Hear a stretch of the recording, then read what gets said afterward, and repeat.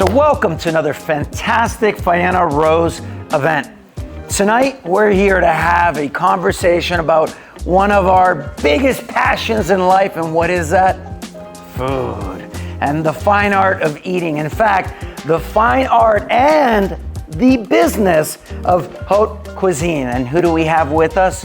We have the CEO of the Alinea Group, Jason Weingarten. Sorry, Jason. Thank you for joining us. Thanks for being here. Give us a sneak peek about what we're going to discuss, but don't give away too much. Hopefully a lot about food. Okay. Goal is to make people happy, and I find happiness is often with the people that you love over food, good wine, good cocktails, and we're going to talk about the business behind that. So at the end of it all, will I be ready to go set up my own shop? You'll be scared. You will stay away. All right, fantastic. But it can be fun. It can be fun. Absolutely. Fun and scary and all those other emotions we love wrapped into one meal. There you go. We love and more. All right, so as we like to say, strap in, get ready for another fantastic Faena Rose conversation. Jason, thank you so much. Thank you.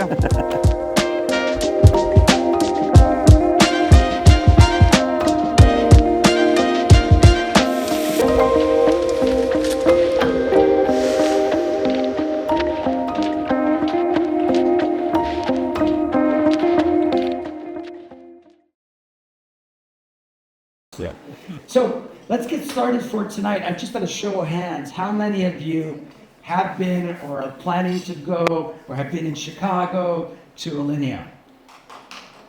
All right, I like that. I know some super fans are in the audience here.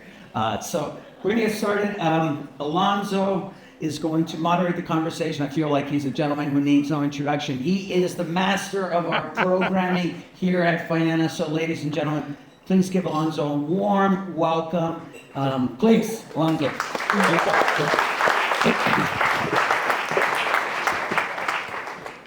Thank you, Pablo. Appreciate it. So, for those of you who don't know me, my name is Alonzo. I look after all of our cultural programming, unofficial mascot of Faena Rose.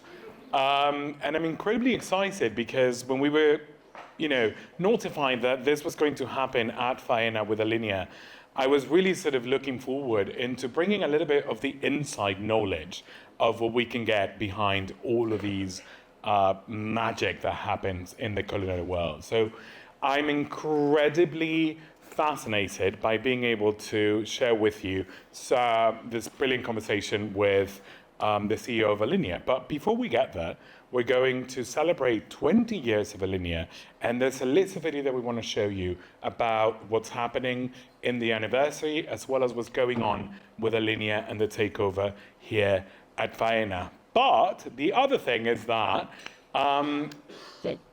it's currently sold out. However, our very own Anthony Abraham, where are you? Good. And so you were taking over one of the nights, and I believe there's still some spots available. So if you like to experience, if you like what you're listening to, please, please, please go to Anthony, and please join us because it's all going to an incredible cause. So without further ado, let's go with the video and then we'll get started.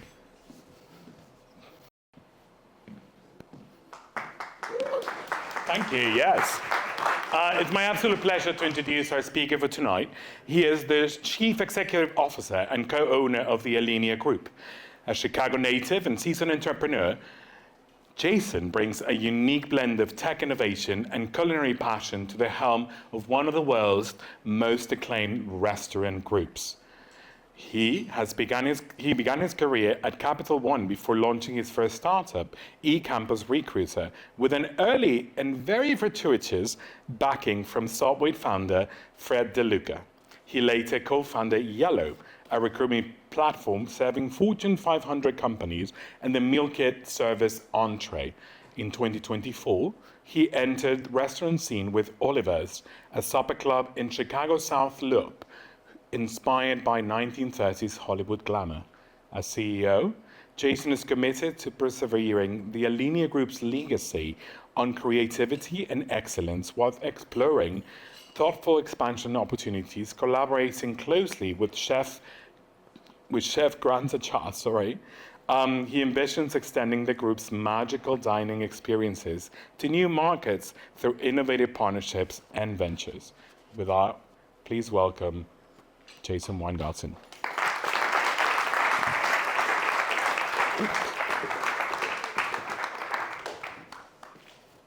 Thanks for having me. Thank you. I'll start real quick. Before I met Chef Achatz, I was trying to Google and understand, is it Achatz? Is it For all those that are here, it is Achatz. It rhymes with packets. That was what I learned, and I do my best. And I just learned that. Thank you very much. Let's start from the beginning. You are a serial entrepreneur. Take us through that momentous situation in, I believe, university still, where you actually got your beginnings at entrepreneurship. Who here is from Ohio? All right, not going to offend too many people. I love Ohio. I went to school at Miami, Ohio, but I'm from Chicago, and I was looking to either go to one of the coasts or back home. And I grew up at the dawn of the internet, but our school didn't have a lot of internet capabilities. So when I said I'd like a new job or was looking for an opportunity, they gave me 3 binders, one for Cleveland, one for Columbus, one for Cincinnati, and so I went and looked on my own. I was in an entrepreneurship class at that time, and they said, what's a problem that you want to solve? And I said, I would like to leave Ohio. And so I started a software that helped find jobs for students. And we won some awards, but those awards don't pay rent. And so I ended up getting a job at Capital One back when it was a startup in direct marketing. I was out in DC, and I was bored and working nights and weekends on this other opportunity. And I was flying from DC down to Fort Lauderdale for spring break, even though I still believe in spring break, even while working. And this was back in 2000, 25 years ago, this last month. Many folks didn't have a cell phone at that point. There wasn't Facebook Messenger, there wasn't Google Maps, there wasn't Uber Connect, right? It was just, if you didn't show up at place and time, people thought you were dead. And my plane had a mechanical issue. So I ended up schmoozing my way onto another plane with another carrier, which you could do at that time, every now and then. And the gate agent said, you're lucky, there are 2 seats left. And a gentleman to my right said, I'm with him. And I said, sure, yep, we're together. Got him on the plane, we sat down together, he opened up a business plan. I said, are you pitching, are you reviewing? A friend of mine wants me to open up a golf course, I don't know, what do you do? I said, I've got one of those, but right now I'm at Capital One. Because my son just left Capital One, he's crazy. He wants to start a software company. I don't know why you do that. You've got it made there. And I said, I think I have a different path also. And so at the end of the flight, he beamed information over on a Palm Pilot, and it said, Fred DeLuca, Subway. And I said, oh, what do you do with Subway? And he said, I own it. As one does. Right? I was like, yeah, I have a friend, his dad owns a Subway also. That's really cool. And he said, no, I found it, I own it.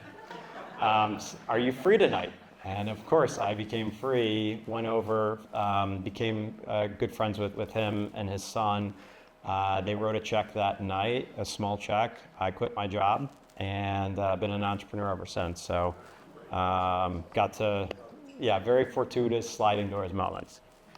So from going for something that was a little bit more secure than what we all know could be the cuisine world, right?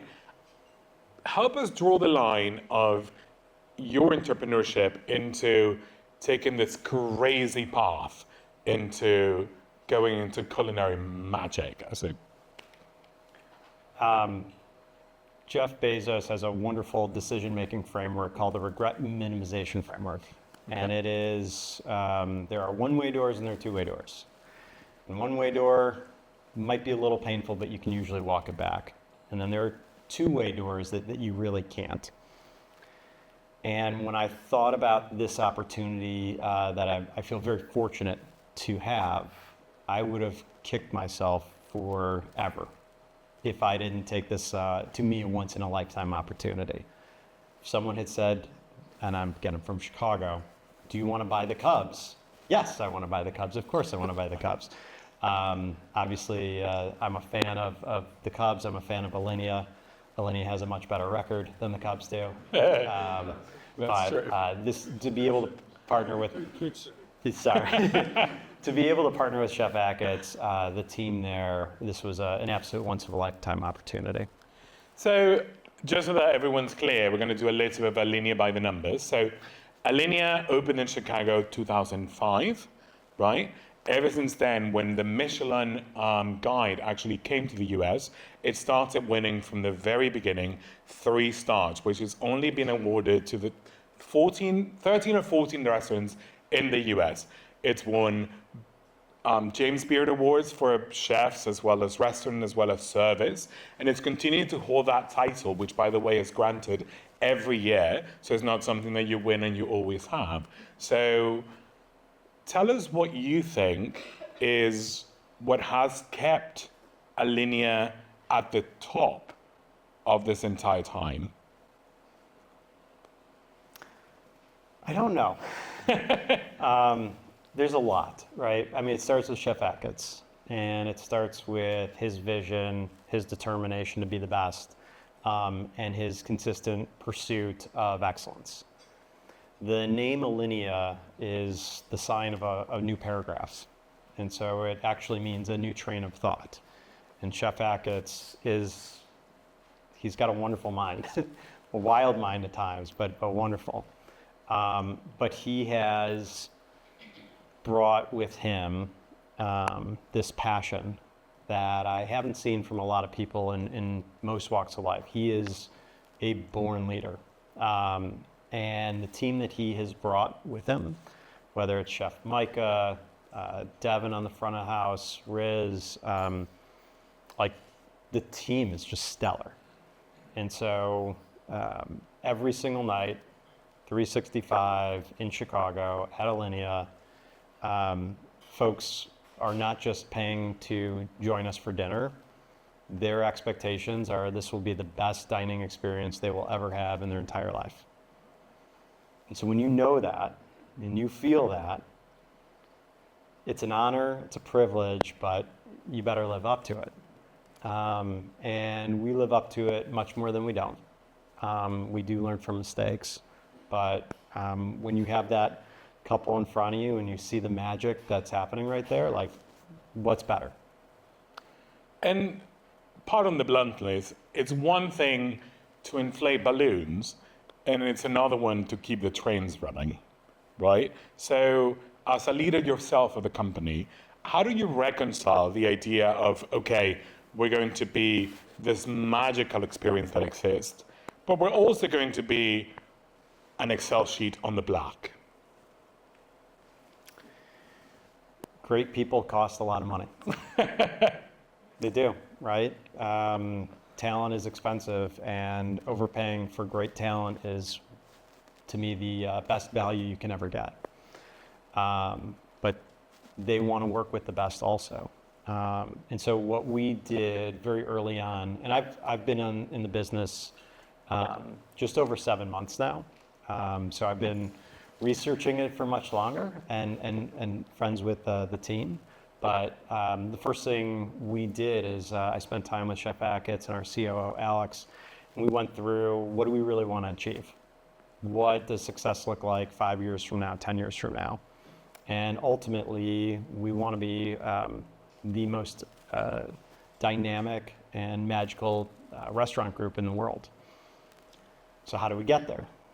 And what we try to define is what we believe we can do better than anyone else. And so if you look at Let Us Entertain You, a wonderful restaurant group that's Chicago-based, or you look at a major food group, if you look at all the different groups out there that we love and enjoy going to, they're very good at one thing. They're excellent at one thing. So how do we differentiate from the Alinea group? And so what we do is, and this is our strategy, we call it strategic anchors. We have 3 of them, and they're all non-negotiable. First one is magical dining experiences, which I will say over and over and over again. The second one is aspirational brands. And the third is best-in-class economics. And what all 3 of them allow us to do are create these experiences that are unlike any other. We could very easily have a magical dining experience with a wonderful aspirational brand that loses money. But we can't do that often. And people would stop working with us, right? We can make a lot of money, do things that are magical, but it's not aspirational. You know, McDonald's does that. There are lots of great organizations that do that and do that very well. But what we really do, and for those that have dined with us, and hopefully those that haven't, we inspire you tonight. We leave you wondering, how did they do that? It's not just food on plates. It's not just great service, but there's a moment of wow. Like, he literally made a balloon that I can eat. How did he do that? Like, there are just things that are so uniquely Chef Achatz and the team, and we aspire to grow that and scale that. So one of the things that I want to understand is, obviously our cuisine is not available to everybody. However, the imagery, the aspiration, and the actual content created by it is available to everybody. And then so in the same way that we see brands like, you know, the Louis Vuittons, the Hermes of the world that have entry-level kind of experiences, would be a perfume or a canvas bag or something that would be a little bit more accessible to those who might not be able to get the entire experience. How did you deal with creating essentially that aspirational fan base and bring them closer into what you think it would be the Alinea customer? I think we have more to do. I personally, and the brands that you mentioned are true luxury brands. I believe we have 2 luxury brands right now with our group. One is Alinea and one is Chef Achatz. I'm a huge fan of the Aviary. I don't know if you've tried that yet. It's our wonderful cocktails. It's fun. Thank you very much, Les. We might have a 3rd luxury brand. What we are trying to do is not just be in luxury markets, but provide a luxury strategy. For those that are iPhone users and Apple users, it is a luxury product that is more accessible. We are willing to pay more money for something that usually has fewer features, but has status and cachet and usability tied to it. Nike is another example of using a luxury strategy in other markets. One opportunity, and something that Chef Achatz talks about a lot, is he would love for more people to have access to what we do. And so as we think about the future, as long as it can be magical, as long as it can be aspirational and still have the same economics that we're looking for, that's how we open a bar. We might open a coffee shop. Could be pizza by the slice. But it's got to hit all 3 of those, otherwise we won't do it. We promised we were going to be a little bit insidery about this. Tell me something that has gone wrong that Nothing. you'd like to. Nothing has gone wrong, ever. Not today. Ever. Right, I tried. Night in, night out, there are things that go wrong consistently. Our goal is that you never see it. We also believe that mistakes well handled is a great path to success. And so if you have opportunities and we mess something up, like, we will go above and beyond to make that up for you. But one of the things I am most proud of is I staged at Alinea. So I got to go, I got to serve, I was in the kitchen, they wouldn't let me cut things. But I spent a lot of time there and learning the business from the inside out. And there are balloons that will go to the ceiling. That's happened here at Faena. We had a 30-foot pole to clean the gold dome. Well, That went wrong, but that's a story, a fun story, I hope. Not as fun for the person is for who's us, trying to get it down. But yeah, things go wrong every night. When you run a Michelin star restaurant, right, and this is something that you have to essentially upkeep every year, is there an actual pressure to continue to become whatever the formula of becoming a 3-star Michelin restaurant is? And how do you understand that pressure? Do you obey to it? Do you participate of that idea? Or do you say, fuck it? cool. We don't say that. It's interesting. My first day was September 30th last year, and mid-December were the Michelin Awards in New York. And Chef Achatz had made a commitment to a friend in LA, and so he wasn't able to go there, so I went and represented. Imagine being new on the job, a couple months in, and you're waiting to hear if you've kept 3 stars or not. That was nerve-wracking. That was very... Chef Achatz, obviously cool, calm, and collected, but it's something we're very proud of as a team. Like I mentioned before, we come in, night out, knowing that the people that are joining us for dinner, that may be the most special moment of their lives. And that truly is why we do this. It's why the team works so hard. It's amazing to be acknowledged. Like, that's fun. It's exciting. It's great to cheers people and have those rewards.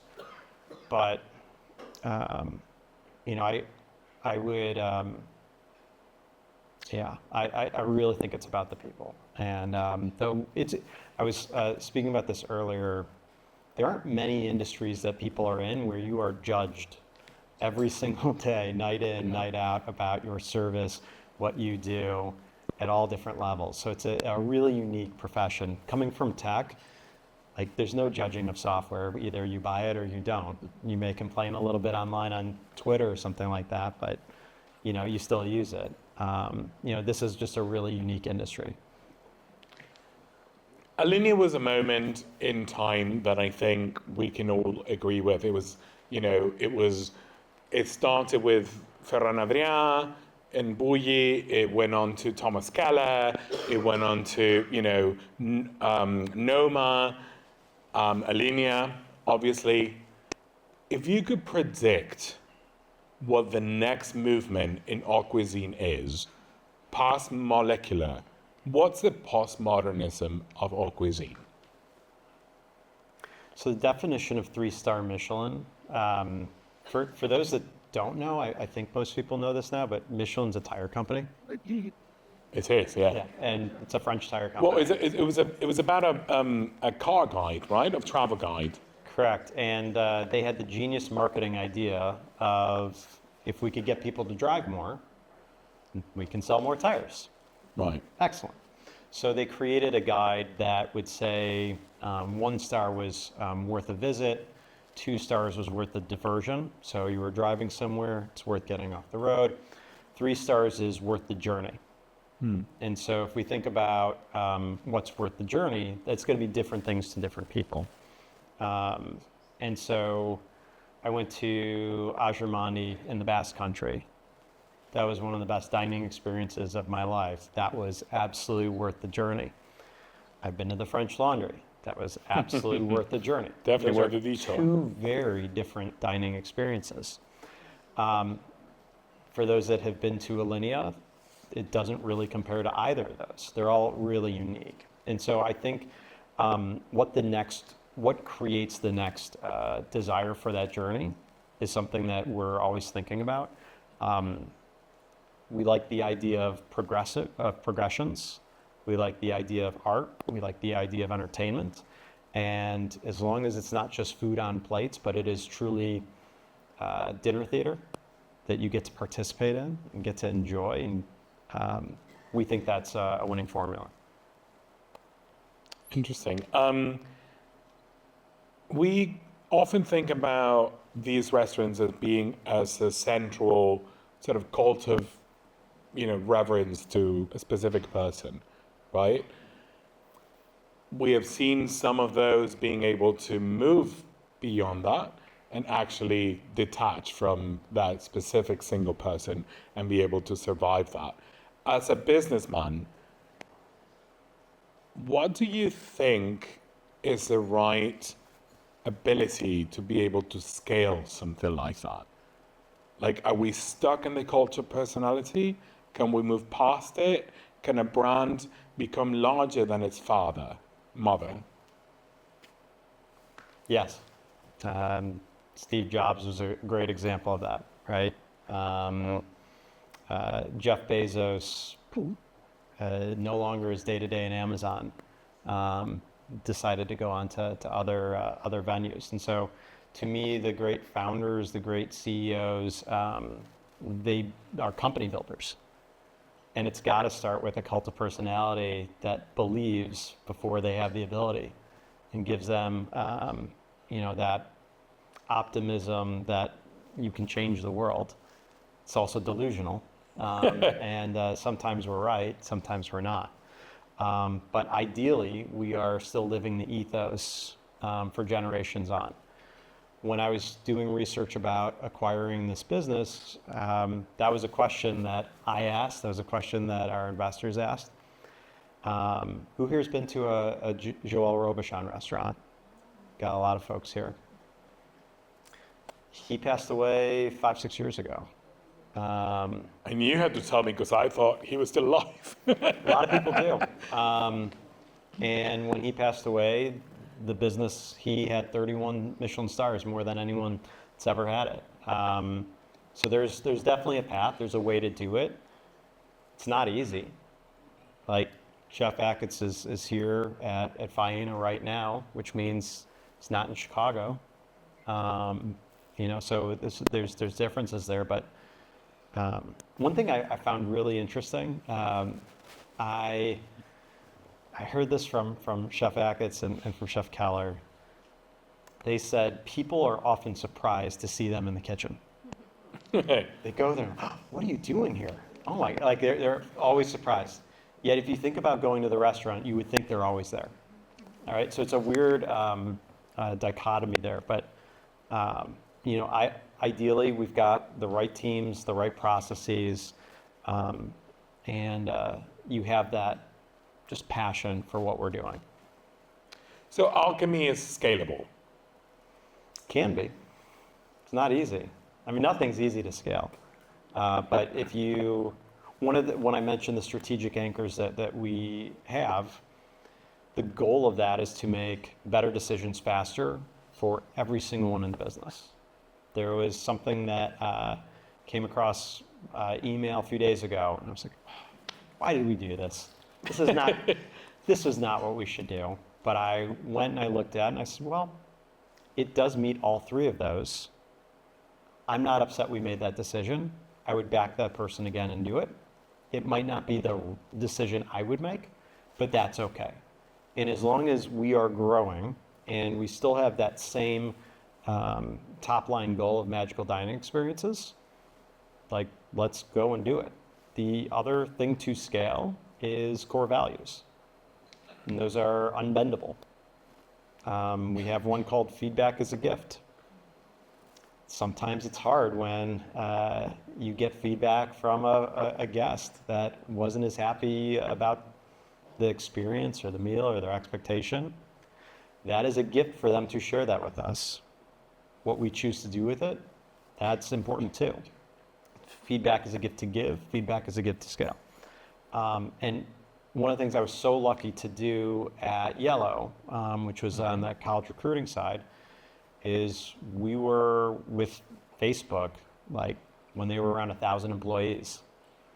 We helped that team grow and scale. We were with Microsoft while it was recruiting around the world. We helped hire C-suite executives so like I was able to ride the coattails and see how organizations can scale. But it generally starts with doing one thing better than anything in the world, having a very clear mission, strategy, and then really upholding the core values. One of the things that always calls the attention to me, at least with Alinea, and having met a lot of people in that bracket, is that not many of them play along, right? Like, these are people who like stay in their own properties, only do exactly what they do, and they don't share the sandbox with anyone. You guys have made a decision to actually go outside and come here and collaborate and do that. And so tell me how that's different and how that makes you and helps you grow within the organization, as opposed to this idea of like the monolithic, magnificent 3 Michelin star restaurant that no one can touch, right? And you guys are just touchable, and you're part of us, and you're here today. And so tell me about that. I mean, it's fun. Right? I mean, who wouldn't want to be down here with you all? I mean, this is wonderful. It's an honor too, and we don't take that lightly. There are organizations that can be stuck in their ways and have a very specific, rigid set, and that can work really well. Chef Achatz has greater ambitions, and that's why I'm happy to partner with him. So we have, one of our core values is constraints breed creativity. And he said, I think residencies are the future. We really want to go and travel. Okay. Well, there are constraints. We need to find partners that we're excited to partner with. We want to find cities that our staff would love to go and hang out with. We'd like to have organizations where we feel that we can learn from them and also teach at the same time. This is a business. We have to pay people. We've got to make money at it. And so we had those constraints. We thought, what better way to celebrate 20th anniversary? And thank you. And so we thought it'd be really fun and exciting to take this on the road. One of the most common questions I get is, can you get me into Alinea? I asked earlier. He said no. I know a guy. It really is a very common question. And I remember after the acquisition, one of my big investors that partnered with me, we said, he'll be in town this week. And they're like, sorry, it's been sold out for months. It's like, okay, I see how this works. And so by being able to be in Faena and Chicago at the same time, and we were just in Brooklyn for a month, and we'll be at the Mayborn Beverly Hills, and we'll be announcing a second leg soon, we're able to serve more people, which is a lot of fun. But as we scale, we're going to need to hire more people. We're going to need to inspire more people. So it's been great. We have one of our colleagues who was with the organization for 10 years rejoined us for this tour. We have Chef Backstrom at Olmsted, that was an alum. We've got Chef Barron in LA. So being able to bring more alumni into the fold is a way that we're recruiting and bringing folks back. We're opening it up in a minute, but one of the things that I really wanted to touch base on is, we talked about this idea of theater, right? And then exactly. Has there been a moment in your experience with it when you're like, the gimmick has gone over the quality, right? Because there's one thing for it to taste amazing, and there's another thing for it to be an amazing experience, right? And that happens often when one tries to collide those two. So how do you keep a balance of that? It's not easy. And Chef Achatz has a wonderful line of, there's a very fine line and a very quick distinction between a high school play and Broadway. And so we'll try things. We'll see how it works. We do dress rehearsals. So before Brooklyn, we were part of 5-6 rehearsals where we're going through all the motions. For those that are By the way, I'm available. Just That's how we do our friends and family. Exactly. We get the feedback. But there are certain things where one of the fun aspects that we do is communal dining. And so we try to do things that are very different. We do that at Alinea in Chicago. We've got some components that are here at Faena as well. But we go through, we rehearse. Chef gives us a lot. And then opening night comes, and we usually cut a few things out. We get our bearings. We do a couple other runs. We get some feedback. We might add a few things in, and the experience night 1 is going to be different than experience night 30. But we try to be our own critics. We try to see, like, did we actually enjoy this? Was this fun? Does it live up to the 3 values or the 3 anchors? And if it does, we'll do it. And it's different than what you'll have in most places. Thank you. Questions? I think I'm going to start it. I love what you said when you said that feedback is a gift, because I want to ask you, what is the one single thing that keeps you up at night? For me, the one single thing that keeps me up at night is what I call a silent member. Member who is annoyed, had a bad experience for whatever reason, and chooses to keep that to themselves and never shares that with us. So we never have the opportunity to make a wrong right. And what you said, that feedback is a gift, it really is a gift. But what is that one thing that keeps you up at night? Honestly, that changes every single night. So Today was us. It can be really different, right? One of the things I've done as a CEO, what I'm passionate about is I don't think I have a particular superpower in one specific area. I try to find the world's best people in those areas, and I try to free them up and run.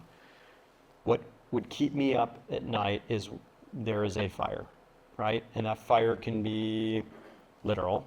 That fire can be an employee, can be a guest, can be a critic, can be sales, can be the economy, and that will change time and time again. At the end of the day, the thing that would make me the most upset is someone didn't have the experience that they were expecting, and that does personally weigh on me. Thank you. Thank you so much for coming. This has been awesome. Very early on in the conversation, there's a little bit of discussion around luxury brands, LVMH, making things more accessible. Diffusion brands are always very tricky without breaking down the entire brand. So just to shortcut it, I'm very curious, 20 years from now, you're still the CEO of the Alinea Group. What does that look like for you? What are you trying to go towards? What would, assuming everything went perfectly, what does the restaurant look like? What does the wider Alinea brand look like? Whiter hair, more restaurants. So I think about all the different categories, right? So it's kind of interesting if you go to a Las Vegas luxury hotel. At that hotel, there's going to be a wonderful Chinese dim sum restaurant. There's going to be a wonderful sushi spot. There's going to be a great steakhouse. There's going to be a fun bar. There's going to be a nice coffee shop. There's going to be an authentic pizza place. And there's different categories. We want to have the best in class offering in every F&B category. Those might be homegrown. Those might be acquired. But that would be our goal. To check that box there. Where are we talking supermarkets? I think supermarkets are interesting, right? Has anyone had our dessert mats? So it's not on there now. Where you'll have chefs coming out there and painting, and so the 20th anniversary that we had 2 days ago is very different than the 15th anniversary, where it was COVID.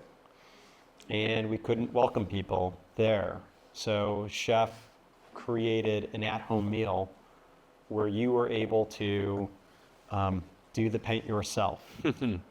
One of the best meals of my life. I didn't and know that's, that. that's what got me down this rabbit trail the last 5 years. So that could do really well in a supermarket. I don't know that the black truffle explosions, that might be a little more difficult, or the balloons. It's a different shelf life, that's for sure. Correct. But, there's certain coffee products that we love. There's certain wines, there's olive oils that we love. And so Thomas Keller's done a wonderful job with CPG. Yeah. Yeah. Next one. Sure. Cool. Sebastian Laura, thank you for coming here.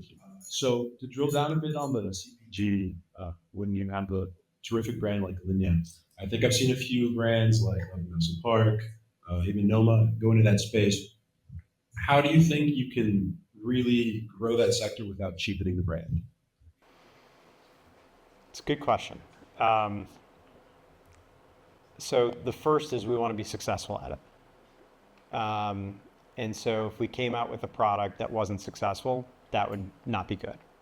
And so we would want to do research to make sure that, this is a product that the market wants, that it needs, that it's going in the right space, that we're able to distribute it.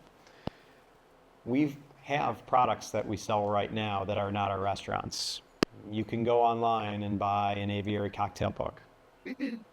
We took a different path. We actually self-publish. And so we marketed that. And so having a distribution channel that's owned is a much more, it's a much easier way than Instagram and Facebook ads. So by going on tour, hopefully we're exposing ourselves to more people, different opportunities as we open up restaurants in new markets, whether it could be in airports or in luxury hotels or in city centers. We want to create an audience. I don't know what that first product will be. We've defined magical dining experiences really clearly to start of what we want to do. And we believe when our distribution channel is larger, we'll have some opportunities that'll be there. But right now, we're solely focused on opening more venues. We have time for a couple more. Hi, Jason. Timothy. Is your organization involved in any community? Yes.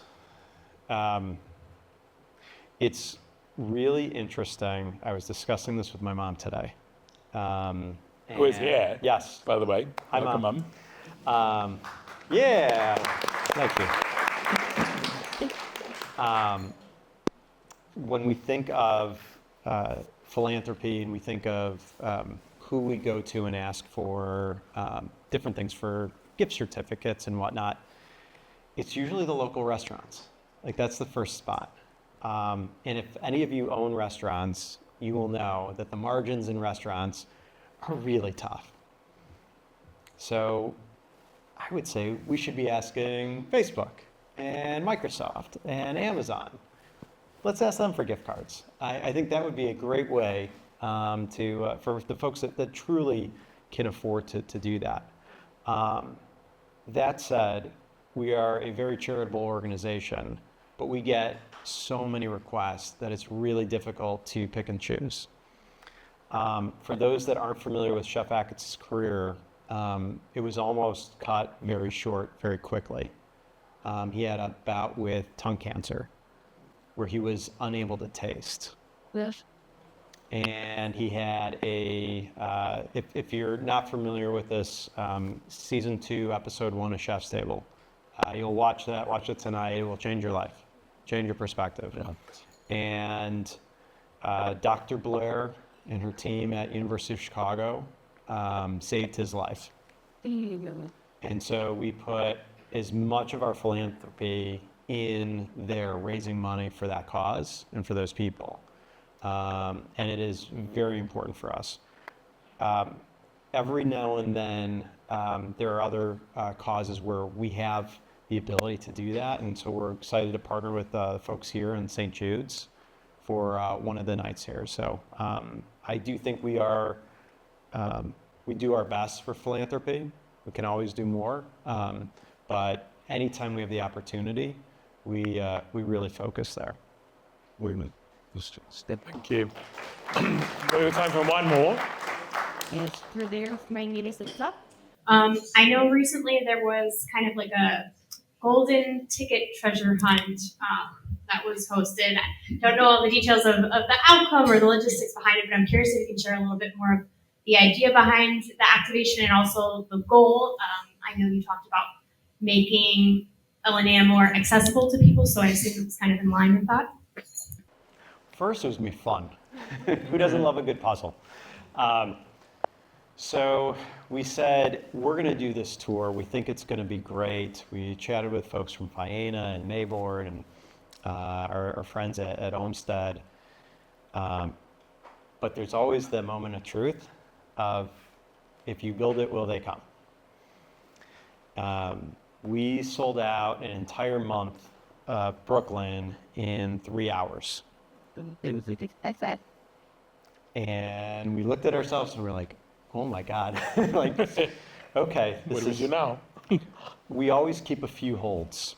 And we do that for chefs, we do it for a few friends, and we try to keep some holds there just for those types of purposes. And so I remember getting a text from Chef. I was in the middle of a workout. He said, could we use a few tickets and just hide them throughout New York and see if people will find it? I'm like, that sounds fun. We need to do this next week, and we need a website. And I've been thinking about this. I'd really like to do this. I'm like, let's do it. Fits with all the core values, or all the strategic anchors. So on a weekend, Chef Achatz wrote up these wild puzzles. It would start out with an Instagram post, and with that Instagram post, you had to decipher. Started off with like call Alinea was basically what it is, but Alinea doesn't have a phone number. They do. So you had to go and you had to look up old school what that phone number what it might have been. You get a voicemail and it says, "Thanks for calling. Perhaps try dial-up." So then you would put in the phone number.com, and that would take you to another clue. And the clues would continue to decipher from there. So there's Chef is crazy. It is fun. But it was fun to see the chase. It was shocking to see how many people were so close. It was also really fun. It was my first real experience with AI in people claiming to have found tickets. So we had a really fun authentication process. So we were able to capture those. But that was amazing. I don't know that we'll do that again for the tour, but it was fun to make some people's lives there. I think we have one last question on that. Thank you for sharing your thoughts with us tonight. I'm especially interested in what you did maybe 25 years ago when you left Nigel Morris and Rich Fairburn at Capital One. I'm really curious what caused you to say, I'm going to become an entrepreneur. What caused you to think, I've had it working with these guys, I'm now going to do my own thing. Can you speak about that? Yeah, it is. I speak about entrepreneurship a lot, and I think there are a lot of people that want to be founders. I don't think there are a lot of people that want to create businesses. And being a founder, Mark Andreessen has a wonderful quote. He says, "You only have two emotions that you feel, and it's euphoria and terror, and they are often back to back, and a lack of sleep heightens them both." I knew that there was a problem that I wanted to solve, and I believed that if I solved this problem, that would be great for the world. And I truly believed the reason I got the job at Capital One, because they didn't recruit at my school. I applied to a senior vice president of marketing role as a 21-year-old with no experience. But I applied on Monster.com. I looked at every single thing on that list and was like, I can do that. I can do that. Oh yeah, I can definitely do that. 15, 20 years experience? Well, I don't have that, but I think I have all the other ones. And they called me and said, yeah, you're not qualified for this job, but we think you might have an opportunity there. Had I not taken that path, I wouldn't have found Capital One, and Capital One wouldn't have found me. And if we think of the organizations that make our lives great, it usually is about talented people where work is play. Pablo and I were just talking about that. If you find work as play, you are never working, and it's going to be really difficult for anyone to compete with you. And so I had this passion. I knew I needed to do that, and I believe that people often overestimate risk for trying something and underestimate the value that they can create if they do it better than anyone else in the world. So that's what I try to do, and keep trying to do it every day. Thank you. Before we go off, I just want to help us close something. What's your wish for the industry that you're now currently leading? What can you for the say? industry? Yes, for haute cuisine.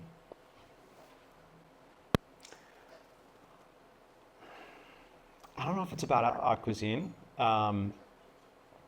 I think it's really more about the people that we service, and that is not just the guests, but I mean, we all saw this in COVID. I mean, the whole world changed very quickly, and it was the restaurant workers and the hospitality workers that, I mean, it's a huge portion of our livelihood and our economic output. And so it's a lot, right? It's not, and it's our farmers, it is our purveyors, it's the winemakers. Food in the U.S. is a $2 trillion industry. $1 trillion is at home, $1 trillion is out. I like to say people like to eat, and they eat often. And so to me, it's not just about multi-Michelin star dining. It is really about what's the impact that we can do, or that we can create, and how can we make a difference. So we've got great ambitions. We'll stumble, but yeah, I'm really hopeful that we can continue to provide great opportunities for people that really want to make a difference.